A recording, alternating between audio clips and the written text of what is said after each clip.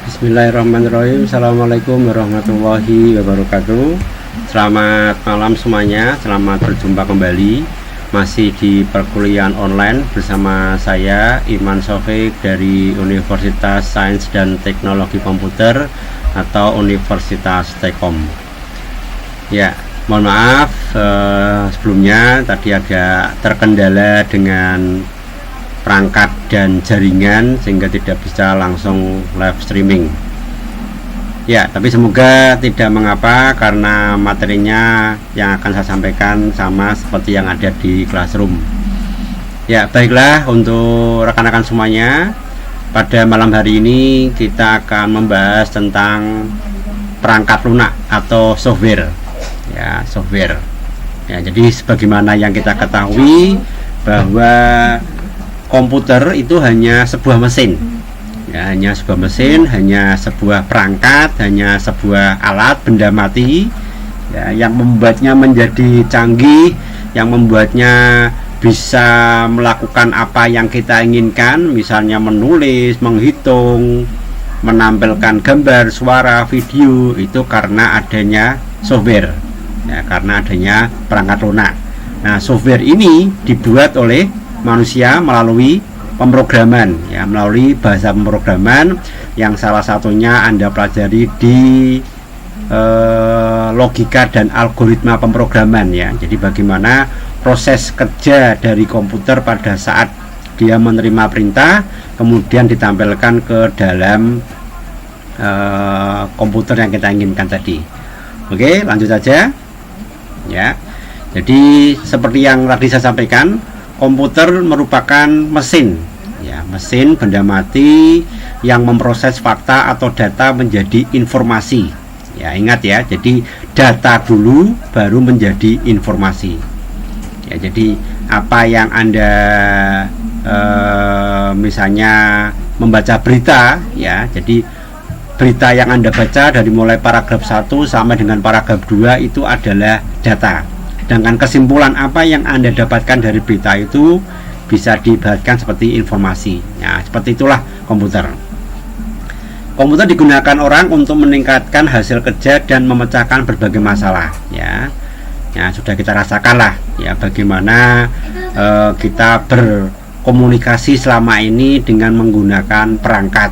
Ya, apalagi di era pandemi ini banyak sekali teknologi conference, ya, yang tadinya hanya untuk person to person, ya, 2 orang saja yang berkomunikasi, sekarang dengan menggunakan aplikasi tertentu orang bisa menjalankan komunikasi langsung dengan beberapa orang sekaligus, bahkan sampai ratusan bahkan ribuan, ya, seperti teknologi yang ada pada WhatsApp yang tadinya cuma 2 orang sekarang bisa sampai 8 orang, ya.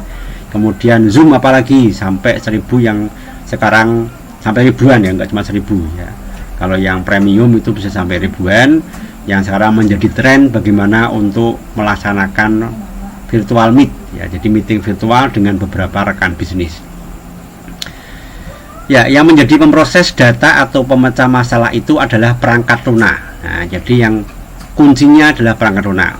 Bentuk terkecil dari perangkat lunak adalah operasi aritmetik, ya, plus, minus, bagi, kali, dan logika. And, or, lebih besar, lebih kecil. Nah, ini bagian dari mata kuliah logika dan algoritma yang juga Anda pelajari di semester ini, ya. Dari operasi dasar ini kemudian disusun program ataupun software atau perangkat lunak tadi, ya. Sebagaimana kita ketahui, komputer itu dibagi menjadi 3, ya. Jadi ada software, ada hardware, dan juga ada brainware. Hardware perangkat kerasnya, bendanya, kemudian untuk software ini perangkat lunaknya atau aplikasinya, sedangkan brainware adalah penggunanya. Oke, lanjut. Nah, bentuk paling primitif dari perangkat lunak adalah menggunakan aljabar boolean, ya. Nah, ini juga Anda pelajari di matematika diskrit, ya. Jadi ada bilangan 1 dan 0 atau yang kita sebut dengan bilangan biner yang nanti akan diproses oleh komputer. Jadi 1 itu artinya on, kemudian 0 itu artinya off. Ya, sakarnya on off ini nanti dibaca oleh komputer menjadi sebuah perintah, ya, sebuah instruksi, ya, sebuah instruksi. Nah, kemudian dari dua ini dikelompokkan lagi atau dibuat lagi menjadi yang namanya nibble, yaitu 4 bit, kemudian byte atau 8 bit, nah, ini yang paling populer. Kemudian ada word 2 bit dan double word 32 bit, ya. Nah, sekarang bahkan ada yang 64 bit, ya, untuk komputer-komputer terbaru. Oke, kelompok-kelompok bit ini disusun ke dalam struktur instruksi seperti penyimpanan, transfer, operasi aritmetik, operasi logika, dan bentuk bit ini mudah diubah menjadi kode-kode yang dikenal sebagai assembler atau bahasa rakitan, ya. Gimana tadi, ya? Nah, bahasa rakitan atau bahasa yang paling primitif dari kelompok komputer, dari kelompok bahasa komputer. Jadi kalau yang belajar logika algoritma kan ada bahasa tingkat rendah, bahasa tingkat menengah, ada bahasa tingkat tinggi, ya. Bahasa tingkat tinggi ya sudah menggunakan bahasa manusia, bahasa tingkat rendah ini gabungan, sedangkan bahasa tingkat rendah ini menggunakan bahasa mesin yang nanti menggunakan bilangan bit, byte, dan sebagainya tadi. Nah, ini adalah siklus dari pembuatan perangkat lunak. Dimulai dari analisis, ya, analisis, ada masalah apa, kemudian perlu pemecahan masalah seperti apa. Nah, ini dibikin oleh bagian yang namanya analis. Kemudian desain, ya, merancang. Jadi merancang seperti apa nanti database dan tampilannya, ya, proses kerjanya. Kemudian creation, dibikinlah. Nah, di program atau coding itu masuk ke sini ini. Jadi kalau Anda bikin coding atau program, masuknya ke bagian creation. Oke, sebentar. Ya, kemudian testing ini untuk uji coba. Jadi sebelum program itu digunakan, ya, maka dites terlebih dahulu. Makanya ada versi beta, ada versi alpha, ya. Jadi kalau versi alpha itu biasanya terbatas, ya, terbatas. Jadi hanya lingkungan tertentu, hanya orang-orang tertentu yang nanti diberi hak untuk mencobanya. Nah, kalau versi beta ini sudah skalanya lebih luas, ya, bahkan mungkin semua orang bisa mencoba, tetapi programnya masih mungkin muncul error, masih mungkin trouble. Nah, sehingga memang dibutuhkan masukan oleh penggunanya, ada permasalahan di mana. Nah, kalau trouble, permasalahan tadi sudah diperbaiki, baru kemudian diimplementasikan, kemudian baru produksi. Nah, setelah produksi kemudian dievaluasi, ya, karena yang namanya software, namanya program itu selalu suatu ketika ada lubang atau ada hole atau ada bugnya, ya, sehingga perlu selalu untuk direvisi atau diperbaiki. Itulah kenapa selalu muncul versi-versi terbaru. Contoh paling mudah misalnya Android, ya. Nah, ini kan muncul dari mulai dulu ada versi Jelly Bean, kemudian ada KitKat, ada Lollipop, dan seterusnya. Windows juga demikian. Dari zaman saya dulu ada Windows 3.11 atau tahun 93, kemudian ada Windows 9X, ya, 95, 97, 98, ada Windows 2000, ada Windows XP, ada Windows Vista, ada Windows 7, ya, 7, Windows 8, kemudian 10. Nah, nanti berikutnya mungkin akan muncul Windows 11, 12. Nah, kita tidak tahu. Tapi seperti itulah siklus dari sebuah software. Selalu ada evaluasi, selalu ada perbaikan, supaya di kemudian hari menyesuaikan dengan kondisi ataupun kebutuhan yang ada. Ya, nanti kalau sudah dievaluasi sebelum muncul versi yang baru, ya langkahnya lagi analisis, desain. Nah, makanya ini dinamakan dengan siklus karena berulang, ya, berulang dan tidak bisa balik, ya. Nah, ini lebih dikenal dengan nama software life cycle atau siklus hidup software.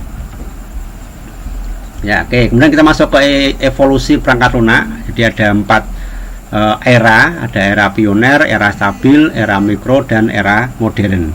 Kita lihat yang era pioner.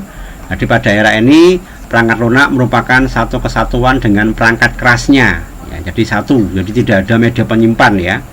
Jadi memori dan sebagainya, ya, jadi satu. Ini yang kemarin kita bahas yang komputernya gede-gede itu, ya. Penggunaan komputer dilakukan secara langsung dan hasil yang selesai dikerjakan komputer berupa printout. Ya, berupa printout. Proses yang dilakukan dalam komputer berupa baris instruksi secara berurutan diproses. Jadi sekuensial, tidak ada proses random. Beda dengan sekarang ya, kalau sekarang kan random, Anda bisa bahkan menjalankan beberapa aplikasi sekaligus atau multitasking. Kalau ini tidak bisa. Kemudian juga harus berurutan, proses yang di awal dulu, kedua, ketiga. Tidak bisa seperti kalau kita nyetel video mau langsung video yang ketiga, langsung video yang kelima, tidak bisa. Nah, ini era pioner. Ya. Kemudian yang kedua ada era stabil.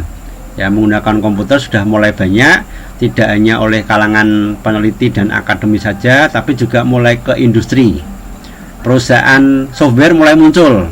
Ya, ya kayak IBM, ya itu HP, ya itu mulai muncul. Dan sebuah perangkat lunak dapat menjalankan beberapa fungsi.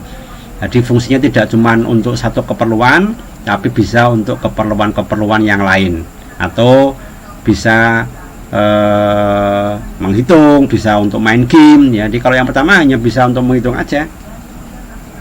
Nah, pada mulai era ini dikenal adanya sistem basis data. Ya, basis data itu apa? Basis data itu yang tempat untuk nyimpen datanya. Jadi kalau Anda input nama, alamat, tanggal lahir, ya, jadi kalau tidak ada basis data ya tidak akan bisa kesimpan. Ya, biasanya antara database dengan aplikasi itu berbeda. Ya, berbeda software ya. Jadi ada aplikasi, ada software khusus yang untuk aplikasinya, ada software khusus yang memang untuk database. Nah, ini yang memisahkan antara program dengan data. Ya, kalau yang sebelumnya pada era pioner tadi jadi satu antara database dengan programnya, jadi satu, dibikin programnya ya sekaligus di codingnya tadi. Oke, lanjut yang ketiga ada era mikro. Jadi sejalan dengan semakin luasnya PC dan jaringan komputer di era ini, perangkat lunak juga berkembang untuk memenuhi kebutuhan perorangan. Nah, perangkat lunak dapat dibedakan menjadi perangkat lunak sistem yang bertugas menangani internal dan perangkat lunak aplikasi yang digunakan secara langsung oleh penggunanya. Nah, ini mulai ada pemikiran memisahkan antara sistem atau yang kita menyebutnya dengan sistem operasi, ya, yang nanti tugas-tugas internal, tugas-tugas untuk membaca hardware-nya. Kemudian juga ada perangkat lunak aplikasi. Ya, jadi yang khusus untuk keperluan-keperluan tersendiri, misalnya untuk gambar, edit video, edit foto, ya.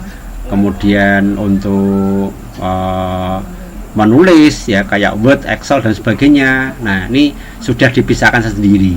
Ya, tapi tetap ada sistem operasinya terlebih dahulu. Oke, lanjut era modern. Nah, tidak hanya komputer, perlengkapan seperti telepon. Nah, jadi kalau dulu kan telepon analog, ya, jadi hanya suara tok.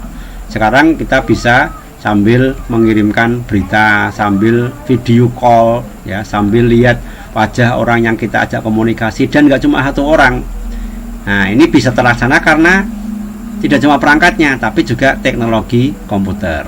Ya, TV. Nah, sekarang ada TV, smart TV ya, smart TV. Jadi TV-nya sudah terkoneksi dengan internet. Jadi bagaimana Anda bisa nyetel film yang sudah beberapa hari yang lalu. Ya, kalau dulu ketinggalan ya sudah. Ya, sekarang kita bisa memutar kembali film-film yang kita lewati sebelumnya. Wah, lupa tadi belum, atau nonton bal ya, nonton bola misalnya ya, lupa tadi malam ketiduran, wah bisa nyetel dulu ya yang tadi malam. Nah, ini karena adanya teknologi streaming dan penyimpanan ya. Jadi satu ketika semua perangkat TV itu akan didetail seperti YouTube ya. Jadi YouTube sendiri sudah mulai membuat TV ya. TV YouTube itu bisa untuk memutar video-video yang mulai zaman kapanpun ya, sampai nanti yang terkini ya. Mesin cuci juga sudah menggunakan komputer, AC, microwave ya, telah ditanamkan perangkat lunak untuk mengatur operasi peralatan tadi. CCTV masuk juga ke area ini ya. Tingkat kecerdasan yang ditunjukkan oleh perangkat lunak pun semakin meningkat ya. Ditanamkan yang namanya AI, Artificial Intelligence, kecerdasan buatan ya. Jadi bisa mengenal suara, bisa mengenal gambar ya, Paling simpel misalnya CCTV yang bisa mendeteksi wajah. Oh, kalau ini wajah karyawan di tempat ini, pintunya buka misalkan ya. Tapi kalau misalnya ternyata wajahnya asing, nah pintunya nggak bisa buka, mungkin akan muncul layar lapor ke satpam dan sebagainya. Nah, ini contoh-contoh bagaimana era modern dengan memanfaatkan teknologi suara dan gambar ya. Kemudian atau komputer ya. Kemudian juga di mobil ya, bahkan sudah muncul teknologi mobil otonom ya, mobil yang tanpa perlu ada sopir, jadi bisa jalan sendiri. Kita tinggal mainkan smartphone atau di layar panel pada mobil tadi mau kemana ya, sudah tinggal tidur, nanti mobilnya jalan sendiri. Ya, itu contohnya sudah mulai ada ya, sudah mulai ada ya. Cuma mungkin saya khawatir di Indonesia bisa apa tidak ya, kita sendiri yang hati-hati, orang lain yang kadang berjalannya tidak sesuai aturan. Oke, kemudian untuk perangkat lunak sendiri ya, tadi sudah disinggung di awal, ini dibagi menjadi dua. Jadi ada perangkat lunak sistem ya, embedded ke dalam sistemnya, tidak bisa dirubah ataupun diganti ya. Update masih mungkin ya, tapi tidak bisa dirubah secara langsung. Kemudian yang kedua ada perangkat lunak aplikasi yang nanti tergantung kebutuhan. Jadi kita mau apa ya, tinggal download install ya. Oh, nggak jadi, hapus, remove, uninstall. Nah, ini masuk ke perangkat lunak aplikasi. Kalau sistem biasanya sudah terpaket jadi satu, jadi tidak bisa dirubah atau tidak bisa dihapus ya, kecuali Anda reset untuk kembali ke format yang sebelumnya. Oke, kita lihat dulu yang perangkat lunak sistem. Jadi perangkat lunak sistem sendiri itu dibagi menjadi tiga, yaitu bahasa pemrograman, sistem operasi, dan utility ya. Bahasa pemrograman, sistem operasi, dan utility ya. Kita lihat yang pertama bahasa pemrograman. Oke, sekali lagi sudah mulai Anda pelajari ini nanti, dan nanti ke depan juga, kecuali yang grafis ya, kecuali yang grafis itu akan selalu menemui bahasa pemrograman. Ada pemrograman visual, ada pemrograman web, ada pemrograman mobile ya, ada pemrograman nanti ke mesin yang ditanamkan ke mesin langsung ya. Apa itu bahasa pemrograman? Bahasa pemrograman adalah perangkat lunak yang bertugas mengkonversi arsitektur dan algoritma ya, yang dirancang manusia ke dalam format yang dapat dijalankan komputer.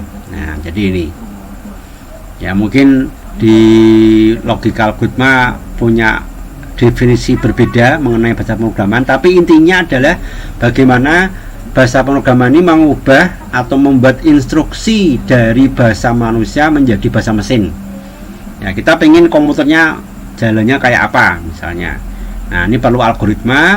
Algoritma ini nanti kemudian diwujudkan menjadi coding. Nah, coding inilah yang merupakan bahasa pemrograman ya, sehingga sesuai dengan namanya, bahasa berarti ada struktur dan grammar gitu ibaratnya ya. Ada struktur, ada grammar yang harus Anda taati supaya bahasa pemrograman itu bisa diterima oleh komputer. Jadi kalau grammarnya keliru ya komputer nggak mudeng gitu. Nah, contohnya apa? Contohnya ada Basic, COBOL, Pascal, C++, dan Fortran dan sebagainya. Tadi saya menyebutkan juga ada bahasa pemrograman untuk web, misalnya pakai PHP, ASP.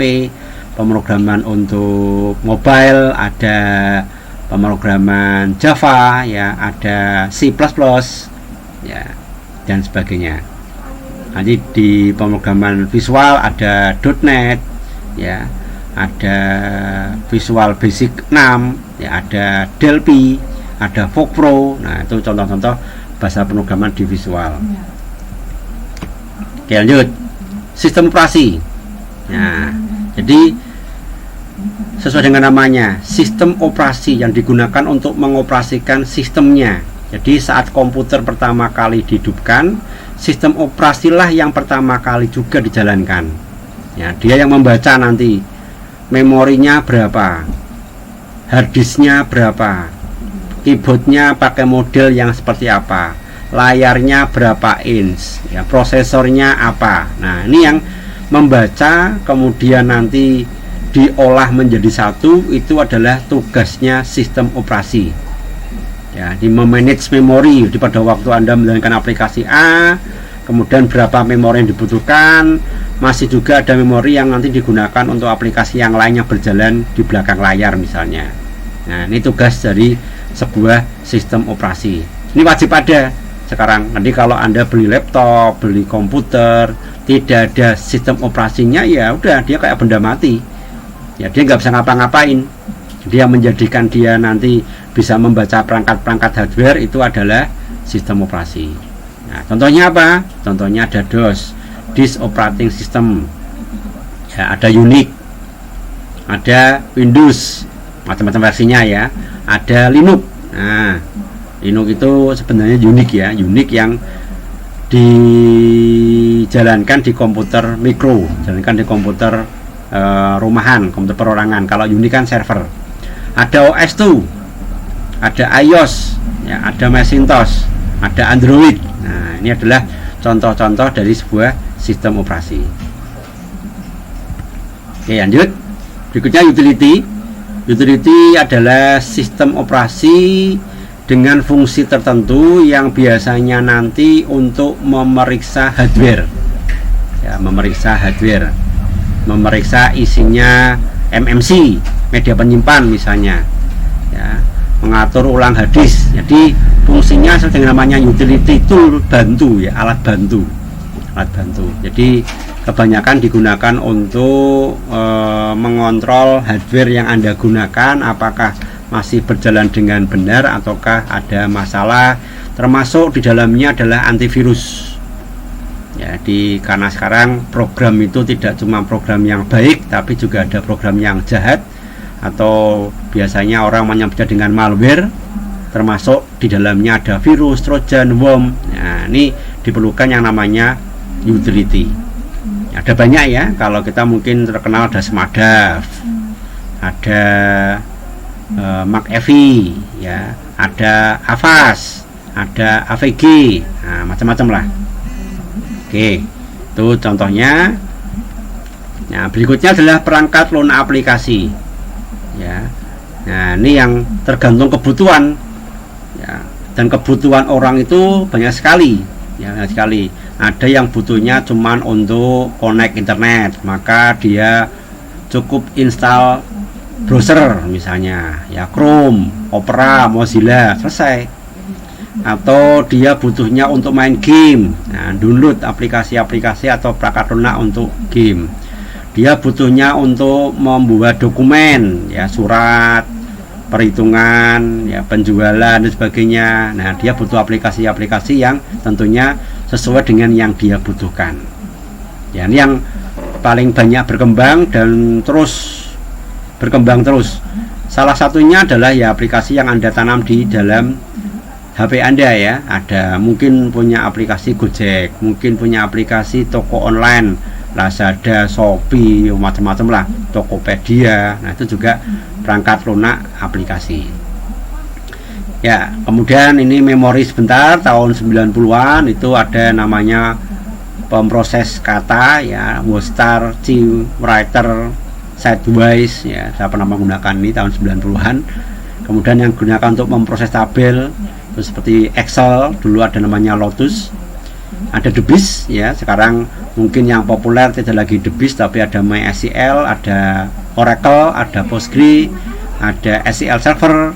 Ya, kemudian juga di dunia hiburan yang paling banyak sekali macam-macam game ada di aplikasi, bisa Anda download langsung secara online.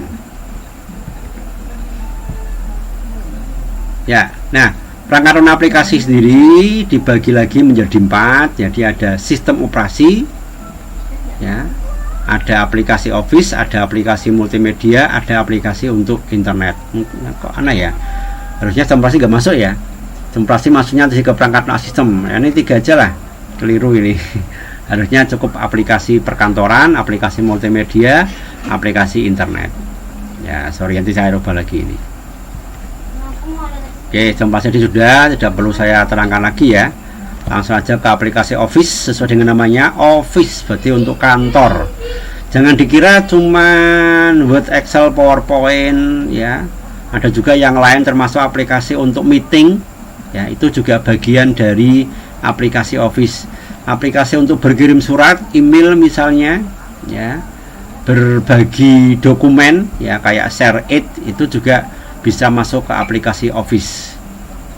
Ya, ini umumnya sih pemroses kata ya, karena di kantor kan kebanyakan butuhnya hanya untuk surat dan dokumen laporan. Ya, jadi pemroses kata umumnya digunakan untuk menggantikan tugas pengetikan. Kemudian format pengetikan juga bisa untuk memberikan nomor. Nah, ini dulu sangat sulit sekali ini bikin nomor halaman, ngatur spasi, margin. Sekarang bisa langsung WYSIWYG. What you see is what you get.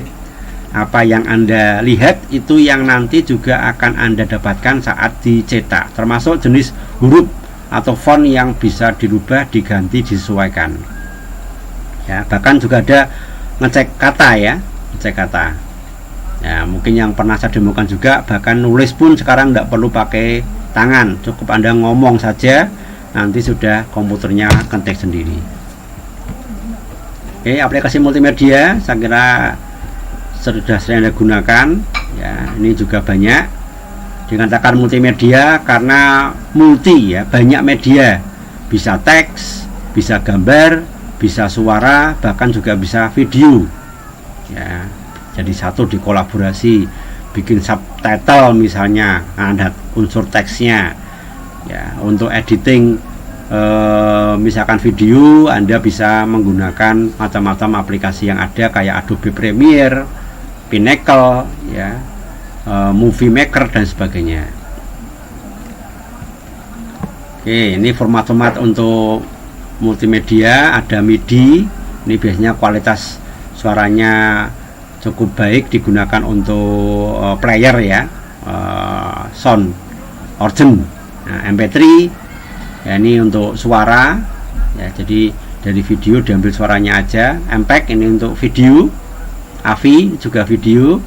Kemudian ada QuickTime ya, ini ya ada tapi jarang, banyak kualitasnya banyak dipakai untuk video online ya, video online. Jadi kayak semacam streaming, walaupun sekarang sudah digantikan dengan YouTube dan sebagainya, tapi tempo lalu kalau kita mau nyetel video secara online pada sebuah jaringan LAN itu salah satunya bisa menggunakan QuickTime. Aplikasi internet ya, ini juga berkembang terus ya. Jadi untuk berhubungan antara satu orang dengan mesin dan sebagainya dengan jarak yang berjauhan. Kemudian kalau kita bicara internet, berarti nanti juga ada dua aplikasi. Ada aplikasi yang digunakan di server yang penyedia layanan, dan juga ada aplikasi yang digunakan di sisi klien ya, di komputer pengguna ya, komputer pengguna. Jadi antara server dengan klien bisa beda ya, bisa beda, bisa juga sama, tergantung nanti kebutuhan ya. Ini kita akan bahas lebih lanjut tentang internet ya. Ini contoh aplikasi internet, ada HTTP, Hypertext Transfer Protocol. Jadi ya gampangan ini web lah ya. Jadi Anda kalau sedang membuka web, menampilkan berita Facebook, Detik, Instagram, Twitter dan sebagainya, ini melalui browser Chrome ya, berarti Anda sedang mengakses yang namanya HTTP ya. Biasanya ada garis bawahnya, kemudian yang mana ada linknya ya, ada linknya ya, ada link yang kalau Anda klik nanti bisa lari atau menuju ke dokumen atau halaman yang lain. Email, ini aplikasi surat menyurat di internet. Kemudian Messenger, nah ini untuk konferen ya, WhatsApp.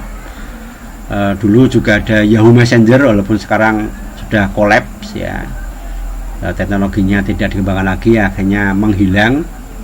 Kemudian ada Line, ada WeChat ya.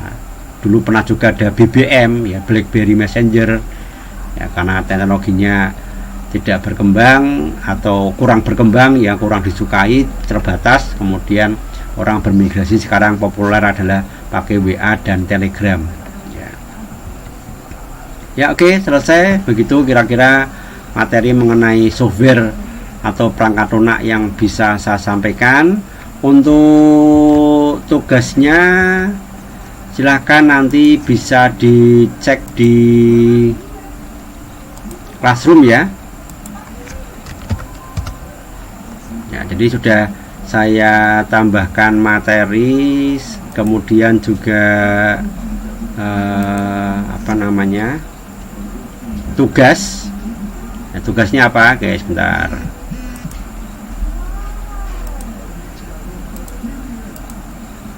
Ya, jadi tugas Anda adalah mereview salah satu aplikasi sembarang. Ya, mana pengantar teknologi informasi.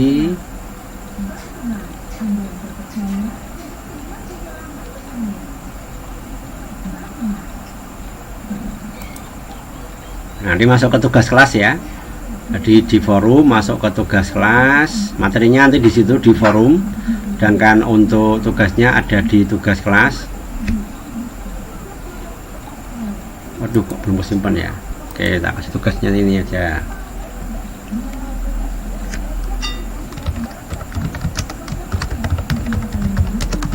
Lupa tadi belum kesimpan karena masalah tadi ya. Jadi silakan Anda review satu software.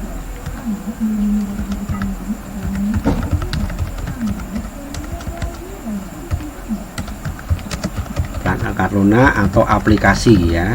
Jadi manfaat isinya diantaranya manfaat dan kegunaan ya. Kemudian cara pemakaian aplikasi tersebut. Nah, minimal 2 halaman, tidak termasuk cover ya. Nanti jangan-jangan 2 halaman hasilnya cover ya, jadi 3 halaman dengan covernya. Oke, dikumpulkan nanti paling lambat dari Kamis depan. Jadi nanti Jumatnya Kamis, Rabu ya, hari Rabu depan.